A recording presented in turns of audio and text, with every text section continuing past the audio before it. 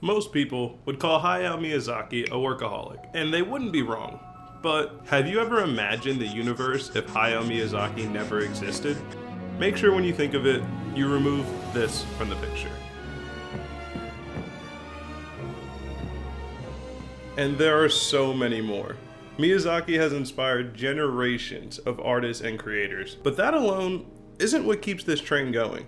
In my last video, I got a comment that got me thinking. It detailed how Miyazaki said that he regretted all the time he spent working and wished he built a better relationship with his kids. And I realized I can't speak on this. No matter what I thought of, I couldn't come up with an answer that would make sense to me. Miyazaki has publicly stated that he let his children down, and even his longtime wife was forced to quit anime due to his obsession with work. Why would a man that's open about his regrets keep throwing himself back into the fire? So I decided to investigate why Miyazaki and other old-timer greats continue to do legendary things well into their later years. For those who don't know, Hayao Miyazaki is one of the most acclaimed directors of all time. He's well known for his incredible hand-drawn animation and passion for great storytelling. He co-founded Studio Ghibli in 1985. Through the years, he's created some of the most incredible films of all time. Howl's Moving Castle, Spirited Away, and recently, The Boy and the Heron, to name a few. At any point after 2001, with his first Oscar, Spirited Away,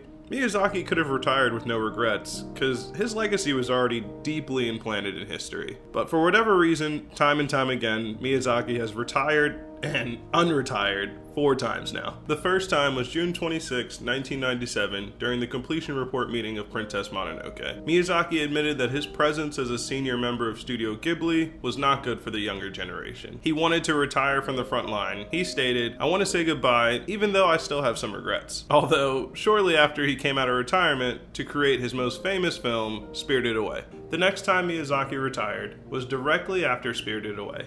He said, "I can't make a feature-length animated film anymore. From now on, I'll be helping with preparations for art museums and things like that, and just keep dragging my feet." Notice here how he said dragging his feet. This is a crucial factor as to why he ultimately never retires. After Ponyo was released in 2009, Miyazaki said he had one last story to tell before he would finally call it quits for good. He released The Wind Rises in 2013, a story that was deeply personal to Miyazaki. His fascination of aircrafts is obviously very well known. The Wind Rises dove headfirst into the struggle Miyazaki has with his fascination of these beautifully designed aircrafts, but they also simultaneously are death machines. After The Wind Rises was released, Miyazaki announced his retirement for a third and final time. He even stated, "But if I may, I know I've mentioned that I would retire many times in the past, so a lot of you may think once again. But this time I am quite serious."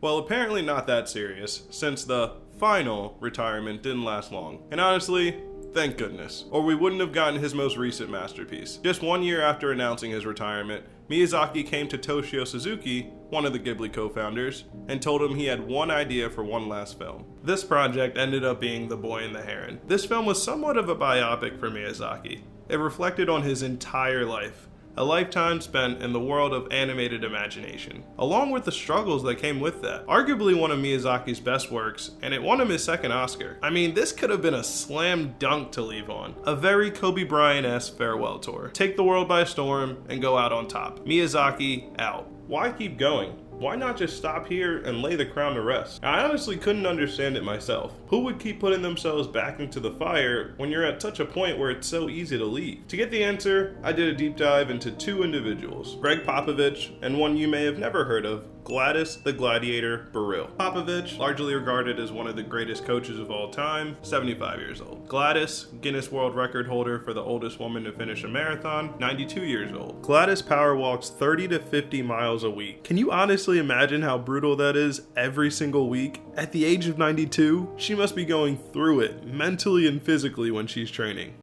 Nope.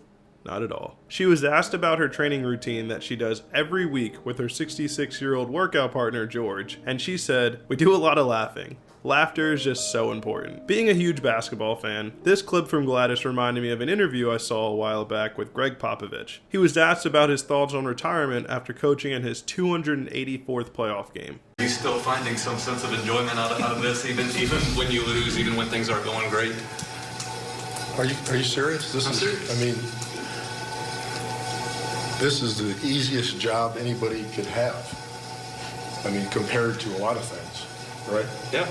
I mean, I got flown out here on a private plane, you know, on a charter, not a private plane, but a charter. I didn't pay for it, it was free. It was big. They had food on there, it was free. I landed, they put me in a Four Seasons hotel. I didn't pay a penny for that. I went to a game, I had a front row seat. And I got to watch an NBA playoff game. I didn't even pay for the tickets.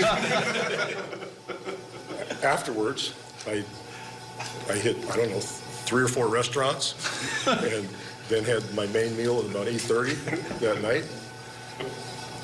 This hotel still let me in and didn't make me pay. I get up this morning, and there's breakfast, and it was free. And now I'm going to go out, and the worst part of the trip, now I'm going to have to go pay for my lunch. So I don't know what happened there, but how can you hate that job? So you're saying you're still getting some satisfaction? Of course. Are you serious? It finally clicked for me. And no, it's not the obvious cliche, legacy. No, that's a given. These people could have gone out way earlier, and their legacies would have still been cemented in history. The real reason why these people kept going so strong is because it's the biggest and possibly only thing that gives them fulfillment in life. So much so that the people around them simply rally with them instead of telling them to stop. Seeing Hayao living pure joy in making films brings happiness to the people around him. When your job doesn't feel like a job, you're not working. You're doing what you love, and you somehow figured out a way to get paid for it. It's a win-win that I think everyone deep down strives for. Honestly, that's the reason I started this channel. All I do is chat about anime with my friends and family all day. It's my passion, and it's what I love to do. I get pure enjoyment from opening someone's eyes to anime that's never watched before, or seeing that sparkle in someone's eyes when they chat about their favorite Ghibli movie. I spent yesterday editing for about 10 hours straight, and if someone asked me, I would have told them I didn't work a single minute.